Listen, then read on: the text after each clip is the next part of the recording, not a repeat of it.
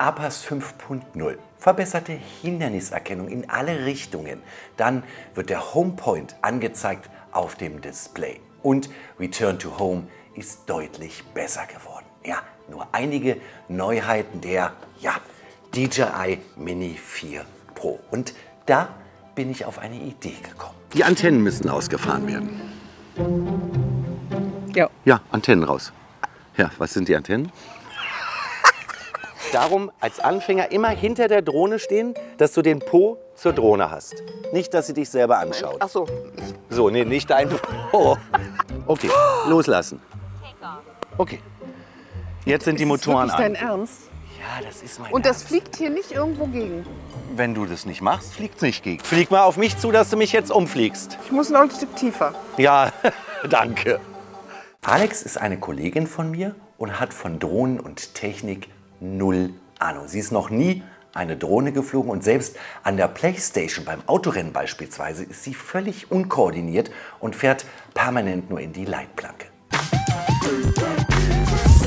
Hallo und herzlich willkommen auf Tech for Fun. In diesem Video, ein Check der DJI Mini 4 Pro ganz besonderer Art. Wie einfach ist die kleine Drohne für einen absoluten Anfänger zu fliegen? Denn durch die ganzen Neuheiten, Hinderniserkennung in alle Richtungen sollte das eigentlich, und das schreibt auch der Hersteller, richtig anfängerfreundlich sein. Ist das wirklich so? Ist die kleinste DJI-Drohne für einen Laien einfach zu fliegen? Einfach mal so? Das checke ich mit Alex. Außerdem ein schnelles Unboxing, die technischen Daten und noch den einen oder anderen Flugcheck. Los geht's! 2019 kam vom DJI die erste DJI Mavic Mini raus. Jetzt sind wir schon in der Version Nummer 4 und wir haben hier die Flymore Combo mit der DJI RC2 Fernsteuerung. Wir machen es schnell, das Unboxing.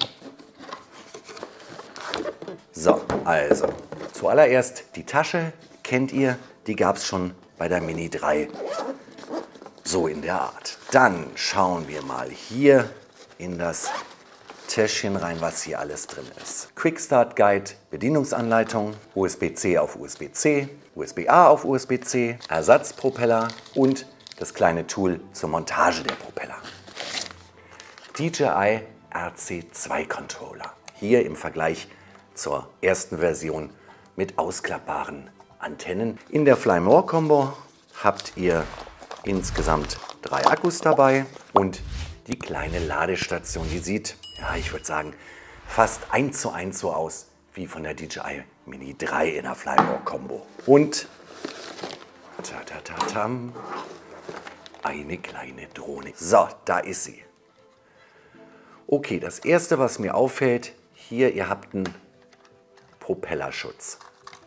Finde ich gut, weil wenn man das Ding in die Tasche reingetan hat bei der Mini 3 Pro, hat man immer ein bisschen Sorge gehabt, dass man die Propeller irgendwie zerstört. Dann hier die Klappe. Oh ja, DJI hat auf die User gehört. Mit der alten Klappe bei der Mini 3 Pro, mal sehen, ob ich euch das zeigen kann, die ist hier. War das immer eine Fummelei, das Ding hier richtig reinzubekommen. Dann hat man Angst gehabt, dass es das Gimbal irgendwie kaputt macht. Hier, ihr seht es jetzt. So, und das ist hier deutlich besser. Ihr habt hier oben die Aussparung für die Sensoren. Also rauf machen. Ja, super. Schöne kleine Verbesserung. Ein Licht. Positionslicht nach unten gerichtet. Also hier auf den ersten Blick wenig Unterschiede, außer die Sensoren. Die sind hier nach vorne gerichtet und hier Weitwinkeloptik viel weiter eben in alle Richtungen. Und was ihr habt, auch gut, vorne habt ihr jetzt kleine Füßchen. Schaut mal hier, bei der Dreier fehlen die. Also wie gesagt, wenig Änderungen am Grunddesign. Und eins fällt auf, relativ klein hier C0 Zertifizierung. Die hat große Vorteile für euch beim Fliegen, aber auch einen relativ großen Nachteil. Dazu erzähle ich euch später was. Wie kann man denn auf so eine bekloppte Idee kommen? Das ist jetzt nicht dein Ernst. Doch.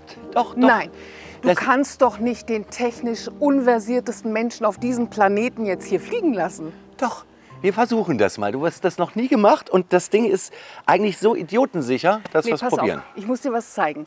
Siehst du das? Ja. Das mache ich mit rechts. Ja. Mit links will ich jetzt das machen. Ja. Ja? Fällt dir was auf? Nein. Ich kann sowas nicht So, fliegen. Quatsch jetzt. Wie ich euch schon gesagt habe, das ist Alex. Naja, nicht gerade technisch besonders versiert. Ich habe sie einmal bei unserem PlayStation 5 bzw. beim PSVR 2 Test gesehen. Da hat sie das versucht. Keine Chance. Ja. Aber die DJI 4 Mini Pro hat so viele Features, die das Fliegen für Anfänger auch, sagt zumindest der Hersteller, vernünftig machen. Und das probieren wir jetzt. Also, Never. pass auf. Lass uns bitte auf so ein 5-Hektar-Feld Nein, gehen. das reicht schon hier. Guck mal, hier sind überall Bäume. Ja, pass auf. Also, das Wehe, ist du die- weinst, wenn das da oben... Ruhe jetzt. Das ist die Drohne, das ist die Fernsteuerung. Die kriegst du jetzt. Versuch die mal einzuschalten. Ja, einschalten. Ja. Hier ist ein On-Off-Knopf. Genau. Ja. Bei DJI, sowohl an der Drohne als auch an der Fernstellung, gibt es ein Prinzip. Einmal drücken, loslassen, länger drücken, dann geht sie an. Mach mal. Klick, klick und draufbleiben. Okay, Fernbedienung ist an. Als nächstes die Drohne einschalten. Wichtig ist auch immer erst die Fernbedienung, dann die Drohne. Nee, die musst du da liegen lassen. Genau. Da auch einmal kurz, Einmal lang. kurz, einmal lang, bis sie angeht. Das ist doch okay. Sie macht das doch gut. Ich mach das doch So, super. jetzt pass auf. Bitte schön, Anne ist es. Jetzt siehst du gleich eine Verbindung. So, du siehst das Kamerabild der Drohne. Geh mal hier vor. Wir drücken auch mal hier einmal auf Record. Dann haben wir das nämlich alles auch drin. Okay, er sagt jetzt Homepoint updated. Das ist ganz wichtig. Das heißt, das GPS registriert jetzt, dass die Drohne hier ist. Hör zu. Ja, ich bin ganz bei dir. Ja. Sollte irgendwas passieren, eine Funkverbindung abreißen oder so, kann ja immer sein, oder die Fernbedienung ist auf einmal kaputt, kommt sie automatisch, wenn sie eine bestimmte Zeit keine Funkverbindung hat, hier wieder zurück. Darum ist es ganz wichtig, darauf zu hören, Homepoint ist aktualisiert. Bist du ein trockenes Ding. Hier hast du einen Stick, hoch, runter, rechts, links und hier einen. Die Antennen müssen ausgefahren werden.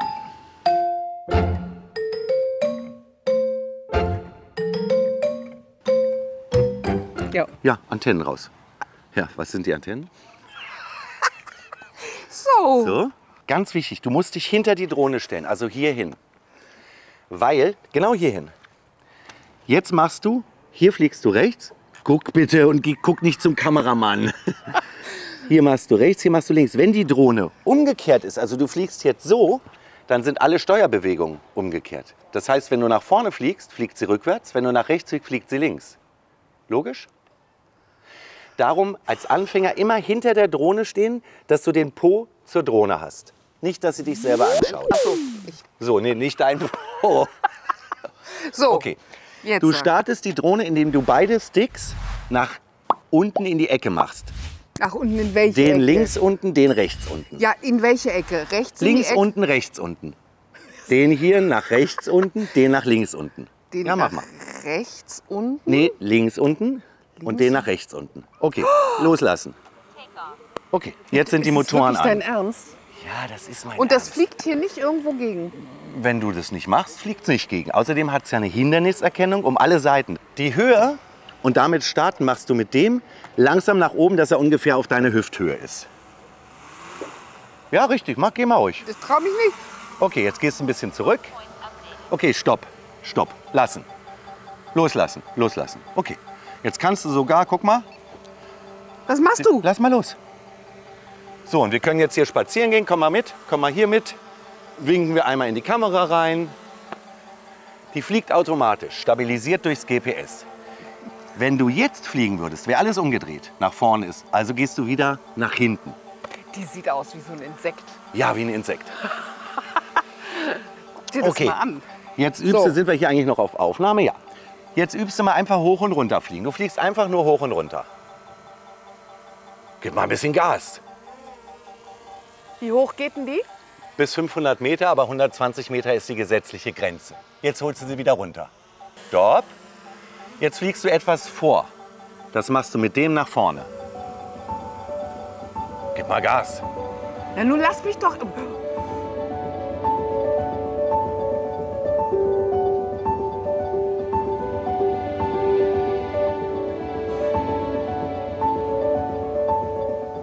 Und jetzt machst du mal Folgendes. Du gehst wieder etwas nach vorne. Guck mal, ich Und kann lässt- schon seitlich. Ja, jetzt. Das solltest du noch gar nicht. Flieg mal wieder nach vorne. Ja, etwas schneller. Stopp. Jetzt etwas runter. Ach so, Etwas runter. ja. Da, stopp. Und jetzt lass sie auf uns losfliegen und hör nicht auf. Hör nicht auf zu fliegen. Auf uns? Ja, dass sie uns in uns quetscht. Ja, das sind die Sensoren. Nee, keine Angst, keine Angst. Weiter, weiter, weiter. Zack, sie stoppt. Mach das mal umgekehrt. Flieg mal auf mich zu, dass du mich jetzt umfliegst. Ich muss noch ein Stück tiefer. Ja, danke. Komm. Ah, okay. So, und sie ist jetzt so eingestellt, dass sie stoppt und bremst. Du kannst sie aber auch programmieren, dass sie das Hindernis umfliegt. Dann fliegt sie nach oben oder zur Seite. Jetzt fliegst du nach links, genau. Sicher? Ja. Da, Okay, sie hört da auf. geht's. Jetzt wieder nach rechts. Stopp. Jetzt willst du uns in der Kamerasicht anhaben. Jetzt drehst du den hier nach rechts oder links.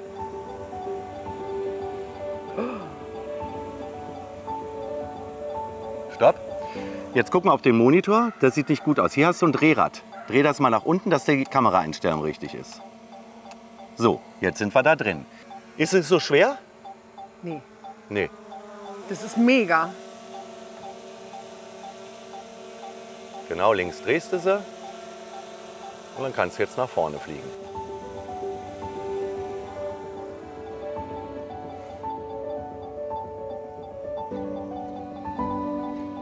Das hätte ich nicht gedacht. Also als ich dich an der Playstation gesehen habe, wie du immer beim Autorennen in die Banden reingequetscht bist. So, ich gehe jetzt mal da vorne gucken, was los ist.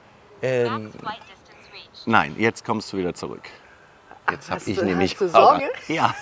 Und jetzt landest du sie mal hier auf dem Nein, Feld. ich will jetzt noch nicht. Lass mich. Genau da? Wie? Na, da ist Da? jetzt, da musst du landen. Du kannst es dir einfach machen. Du Nein, kannst, ich möchte das. Ja, okay. Lass das. Ich mache das jetzt manuell. Ja, natürlich machst du es manuell. Ja, das gibt bestimmt so einen Knopf, wo der von Ja, gibt alleine. es. Nee, möchte ich nicht. Ich möchte das alleine machen. Ja, komm. Komm, wir schaffen das, mein Schatz. Oh.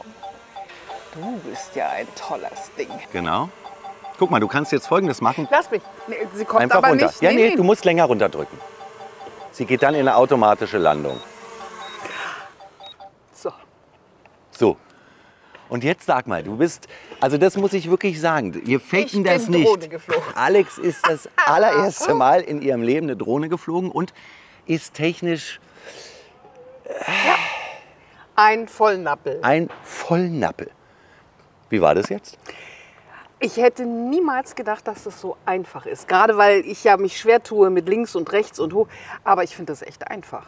Also würdest du sagen, für Einsteiger, die das noch nie gemacht haben, so eine Drohne? Ja, absolut. Und du hast, ist das so ein Punkt, wenn man das erste Mal fliegt, so ein Gerät kostet 1.200 € mit allem drum und dran, dass man diese Sicherheitssensoren hat? Ist das ein Gefühl, wo du sagst, okay, es kann ja eigentlich nicht viel passieren? Finde ich schon. Ja? Also wenn ich wüsste, dass es das nicht hätte und ich kann das hier überall gegensetzen, ist, glaube ich, ist man noch vorsichtiger. Aber ich bin echt begeistert von mir und dem Ding. Und ich auch von dir. Und ich muss die DJI Mini 4 Pro jetzt, glaube ich, einschließen, damit Madame die sich nicht holt und am Wochenende... Ja, jetzt lass mich noch mal hier probieren. So, ich muss noch mal machen.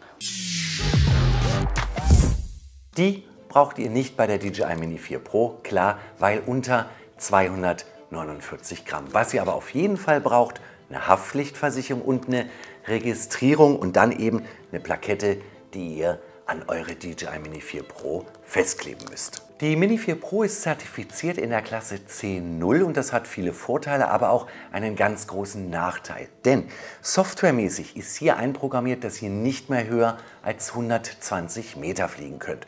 Da fragt ihr euch jetzt vielleicht, ja wieso? Darf man ja sowieso nicht höher fliegen. Ja, aber an Bergen ist es zum Beispiel ein Problem. Denn die Drohne misst vom Startpunkt aus. Und das heißt, wenn ihr unten am Berg seid, geht es 120 Meter hoch und nicht mehr. Und wenn ihr höher geht, auch nicht. Das ist ein großer Nachteil. Gute Nachricht, eure Akkus der zum Beispiel DJI Mini 3 könnt ihr weiterhin benutzen. Allerdings erlischt dann die Zertifizierung C0. Warum? Weil die etwas schwerer sind und die Drohne dann über 249 Gramm wiegt. Das wird dann auch hier in der DJI Fly App angezeigt, wenn ihr die anderen Akkus einlegt. Mit der Mini 4 Pro, sagt der Hersteller, könnt ihr bis zu 34 Minuten fliegen. Naja, das sind Laborwerte. Die Akkus haben eine Kapazität von 2590 mAh.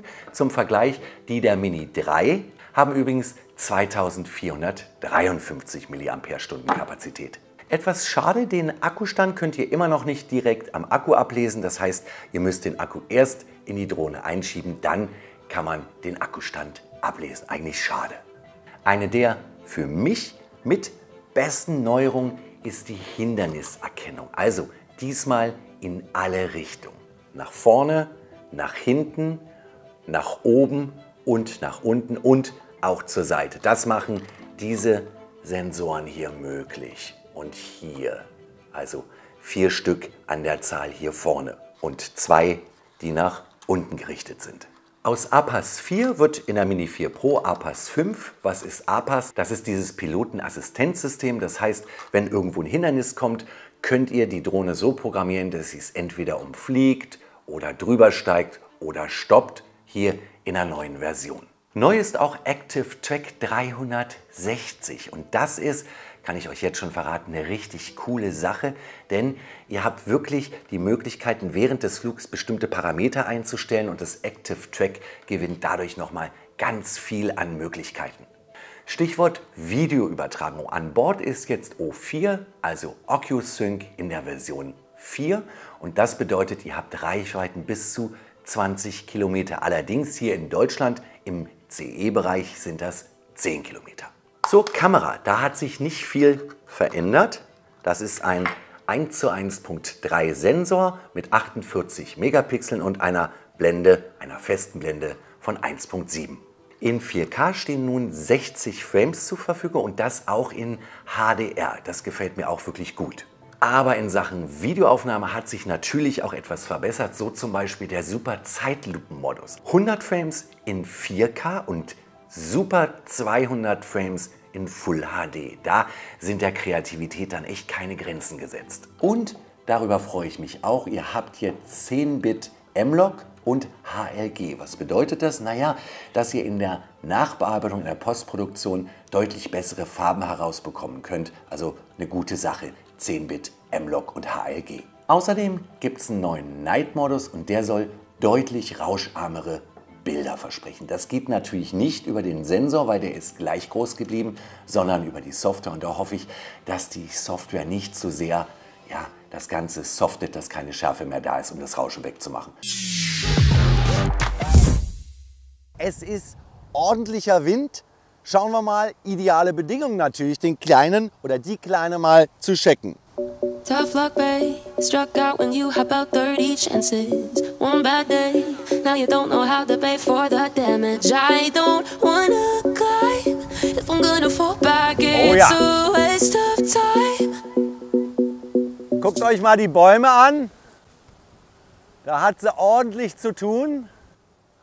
Aber sie hält die Position wunderbar. Klasse. Und jetzt sieht man hier auf der Karte, wenn man sich dreht, wenn er jetzt mal schaut, dort den Homepoint. Und das finde ich richtig klasse. Da ist der Homepoint, da bin ich. Und das ist natürlich zur Navigation echt super. Zack. Ordentlicher Wind, ordentlicher Wind. Und sie hält die Position, so wie man das von DJI kennt, hervorragend. Return to Home bei der Mini 4 Pro eine neue Funktion, und zwar AR. Das heißt, der Flugpfad im Return to Home Weg wird euch angezeigt. Will ich ausprobieren. Also einmal auf Return to Home drücken. Wird eingeleitet und ihr seht jetzt hier auf dem Bildschirm die Flugstrecke, die die 4 Mini Pro einleitet. Das Korrigiert noch mal ein bisschen. Das mag ich und ich sage euch wirklich, der Wind hier ist ordentlich. Da bin ich, Hallöle. Rahmen rumziehen. Active Track und Go.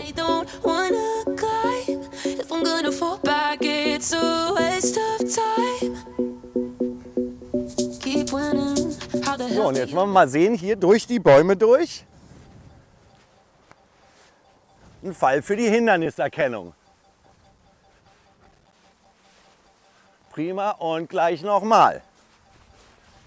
Hart an dem Baum vorbei. Ich muss mich um gar nichts kümmern. Und die kleine Drohne verfolgt mich. Hallöchen. Und jetzt sind wir mal ein bisschen gemein und gehen durch den Baum direkt durch. Tough luck, babe. Struck out when you had about 30 chances. One bad day, now you don't know how to pay. Und sie hat den Baum, ja, umkreist und ist wieder hier. Super. Dann will ich euch noch einen zeigen beim Landen. Nehmen wir mal an, schaut mal hier. Wir haben hier den weißen Punkt. Und jetzt auf dem Display seht ihr quasi einen Schatten der DJI. Und auf diesem Schatten weiß man genau, wo sie landet. Die DJI Mini 4 Pro ist richtig erwachsen geworden. Also über Verarbeitungsqualität und Zuverlässigkeit der Software müssen wir ja gar nicht sprechen. Was gefällt mir an der neuen 4 Pro? Ja, vor allen Dingen APAS 5.0. Die Hinderniserkennung in alle Richtungen und auch der 10-Bit Log-M-Modus. Müsst ihr von einer 3 Pro auf die 4 Pro umsteigen? Nicht unbedingt. Mit der 3 Pro habt ihr immer noch ein Top Produkt. Aber in Sachen Sicherheit, Hinderniserkennung und Co. habt ihr hier halt einfach das, ja, etwas reifere Produkt. Und noch ein Tipp, wenn ihr euch für eins der Pakete entscheiden möchtet und ihr wisst nicht genau was, nehmt auf jeden Fall ein Paket mit der DJI RC2 und nicht mit der N-Version. Warum? Handy reinstöpseln, Kabeln reinmachen, das ist hier so super. Einfach einschalten, zack, und ihr habt alles in dieser Fernbedienung. Also das wäre auf jeden Fall mein Tipp. Ich bedanke mich bei euch, dass ihr dabei gewesen seid. Freue mich, wenn ihr mal wieder auf Tech4Fun vorbeischaut. Bis bald, schöne Woche.